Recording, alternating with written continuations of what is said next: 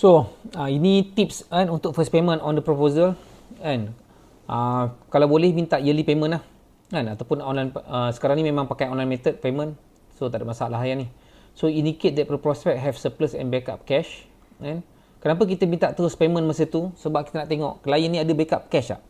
Kalau dia kata macam saya tunggu gaji lah, maksudnya dia punya financial ni from check to check kan.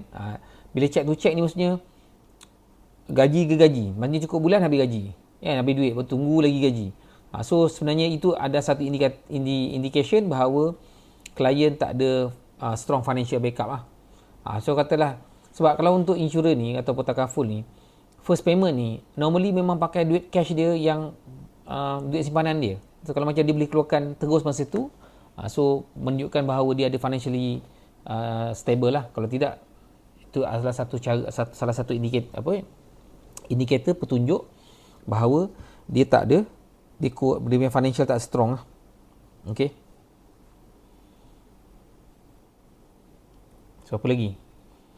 So menunjukkan bahawa dia punya awareness dan willingness untuk bayar dan untuk ambil polisi tu kan. Kenapa masa first payment dah kita dah tahu dah dia ni jenis yang macam mana kan. Sama ada dia memang betul-betul nak ataupun dia rasa terpaksa.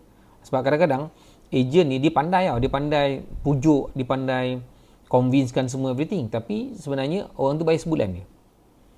Okay. So lepas tu always ask for auto payment atau recurring kan, credit card, debit card atau debit. Lepas tu sign auto payment together dengan proposal. Maksudnya pastikan masa recurring tu, masa sign up tu terus buat recurring kan. Kalau boleh jangan pakai cash dulu. Sebab sekarang ni kalau pakai cash memang kena bayar 2 bulan. Jadi nak tak nak kena buat recurring lah. Okay. Cash punya payment method ni adalah last option kan. Last option, pay upfront 1 month. So nampak, masa saya buat benda ni, slide ni pun saya cakap dah, kalau boleh, kalau dia bayar cash kena minta 2 bulan. So sekarang ni company pun minta 2 bulan See, don't practice to collect contribution from the client every month unless for outstanding contribution. Maksudnya jangan practice. Contoh klien tercakap, boleh tak saya nak bayar setiap bulan masuk dalam bank? You kena cakap tak boleh. Sekarang ni bank negara tak bagi, company pun tak bagi, bayar direct pada company kan. Dia tidak boleh melalui agent third party. Sebab banyak kes kadang-kadang agent dah kena terminate ataupun agent meninggal dunia ataupun agent MIA, klien masih lagi bank in kat account agent, lepas tu tiba-tiba policy lapse. Lepas tu nak salahkan agent dah kena terminate, nak salahkan company, duit tak masuk.